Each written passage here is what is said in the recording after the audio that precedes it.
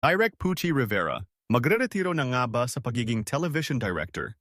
Nasorpresa nga ang ilan sa mga netizen sa naging post sa TVJ Facebook page kung saan makikita si legit Dabarkads Isa Seguera na nagmamando sa takbo ng show. May caption nga itong, "First day as director ng Eat Bulaga, si Direk Ice."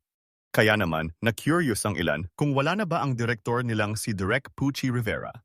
Si Direk Pucci Rivera nga ang pumalit na direktor ng Eat Bulaga noong pumanaw ang original na direktor ng show na si Direk Bert De Leon. Gayunpaman, hindi pa malinaw kung si Direk Isa Seguera na ba talaga magdidirect sa Eat Bulaga o pansamantala lamang ito.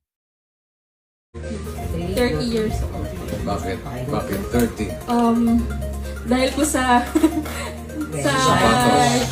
bola ng yung shoes niya. Dahil sa sapatos na may bola ng bilyar.